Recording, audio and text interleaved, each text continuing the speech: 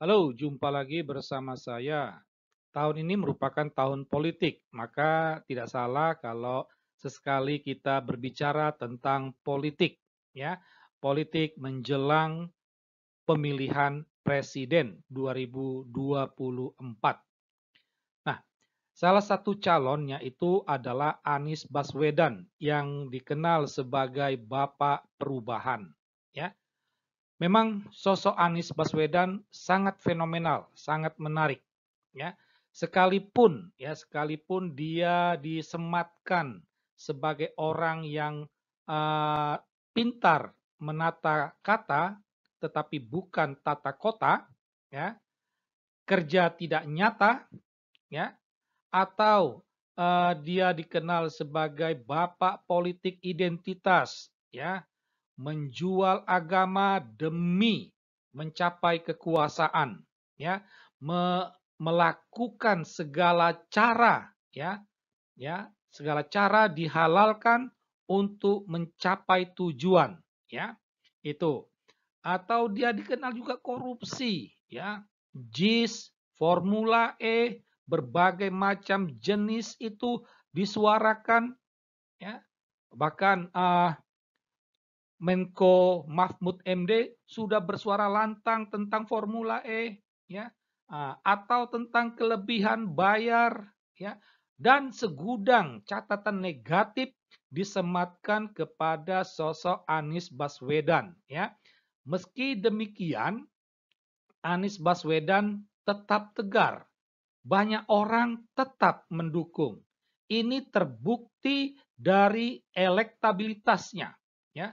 Sejak 2 tahun lalu sampai saat ini, nama Anies Baswedan selalu muncul di 3 besar calon presiden 2024 mendampingi Ganjar dan Prabowo, ya.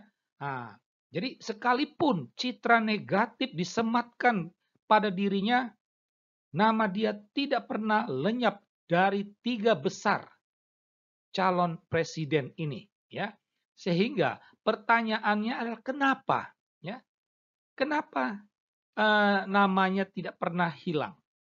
Ah, satu kata kunci untuk bisa memahami fenomena ini adalah perubahan, ya, adalah perubahan. Karena apa? Karena memang Anies Baswedan dikenal sebagai bapak perubahan, ya.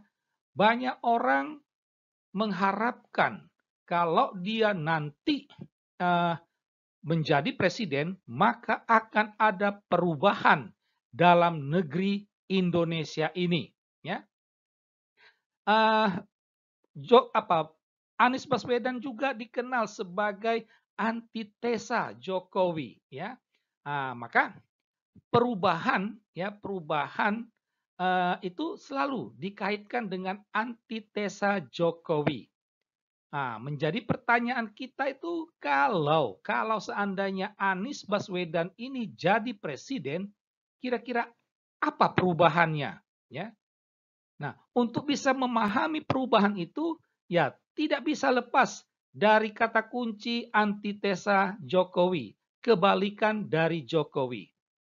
Dalam permenungan kami, setidaknya ada 2 poin perubahan yang akan muncul di negara kita ini ketika Anies Baswedan menjadi presiden. Kita lihat poin yang pertama. Nah, pertama-tama kita coba akan membuat perbandingan antara Jokowi dan Anies Baswedan. Karena tadi ya Anies Baswedan ini antitesa dari Jokowi. Nah, 10 tahun, 2 periode Jokowi memimpin Indonesia ini, itu pembangunan merata. Bahkan di kantong-kantong suara Jokowi kecil, misalnya di NTB, ya, atau di Padang, Sumatera Barat, atau di Aceh, itu pembangunan itu gila-gilaan, ya. Jokowi tidak pilih kasih, di sana juga dia bangun, ya. Jadi pembangunan itu dilakukan oleh Jokowi merata. Kemajuan itu ada di banyak bidang, ya. Ekonomi membaik, ya. Ini dua periode Jokowi. Program-program kerja Jokowi itu terukur, terstruktur dan sistematis. Ya, semua hal ini membuat Jokowi mendapat predikat baik. Ya, lantas bagaimana dengan Anies Baswedan? Ya, memang dia belum menjabat presiden kan, tetapi kita dapat bercermin ketika dia menjadi gubernur DKI Jakarta. Ya, nah jadi karena Anies Baswedan itu antitesa, ya maka dapat dikatakan pembangunan akan berantakan, ya. Sebagaimana ketika dia menjadi gubernur, pembangunan berantakan, ya. Dulu Tanah Abang itu sudah tertib, ketika Anies Baswedan menjadi gubernur berantakan, ya. Kemunduran akan terjadi di banyak bidang, ya. Sebagaimana ketika dia menjabat gubernur, ya, wah ada banyak jenis kemunduran, ya. Lalu program tidak terukur, tidak terstruktur dan sistematis, ya. Ini. Jadi pembangunan itu dia akan menolak melanjutkan karya Jokowi, ya. Misalnya bisa saja IKN akan ditolak karena bisa saja katanya ini melawan sunatullah, ya kan? Model seperti itu, ya. Nah, ini poin yang poin pertama. Jadi kalau seandainya Anies Baswedan jadi presiden, maka dapat dipastikan pembangunan itu tidak akan merata. Pembangunan akan berantakan, akan terjadi kemunduran di banyak bidang. Ya, program-program kerja Anies itu pasti kacau balau, ya. Hal inilah membuat Anies itu memang buruk, ya, buruk. Itu. Jadi artinya kalau Anies Baswedan jadi presiden, maka hal buruk akan terjadi pada negeri ini. Poin yang kedua, nah, sekarang kita lihat poin yang kedua. Kita tetap membandingkan Jokowi dengan Anies Baswedan. Ya, Jokowi itu dia anti terhadap FPI dan HTI. Maka dua organisasi Islam ini dilarang, ya, ditutup, ya. Nah, Islam radikal itu ditekan, ya. Nah, karena itulah ya Densus itu cukup berjaya, ya.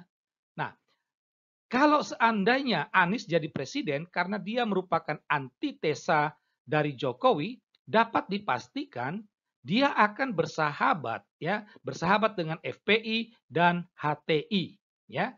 Nah, itu. Dia akan karena dua organisasi terlarang ini, dua organisasi Islam ini, mereka akan mendukung, ya, mendukung Anies Baswedan dalam Pilpres nanti, ya. Nah, kalau dua organisasi Islam ini didukung, bukan tidak mustahil Islam radikal akan berjaya, ya. Itu.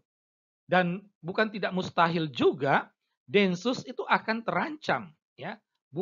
Bisa saja Densus akan dibubarkan, ya. Nah, itu. Nah, jadi ini dua poin perubahan yang akan terjadi jika Anies Baswedan jadi presiden. Nah, kita tahu bahwa tanggal 14 Februari 2024 itu adalah pemilihan presiden. Nah, menjadi pertanyaan, akankah Anies Baswedan terpilih jadi presiden? Pilihan itu ada di tangan Anda. Apakah Anda ingin negara ini menjadi hancur, berantakan, atau ingin kemajuan? Apakah Anda ingin Islam radikal berjaya atau ingin Islam radikal itu hilang dari bumi pertiwi ini? Jawaban ada di tangan Anda. Sekian dan terima kasih.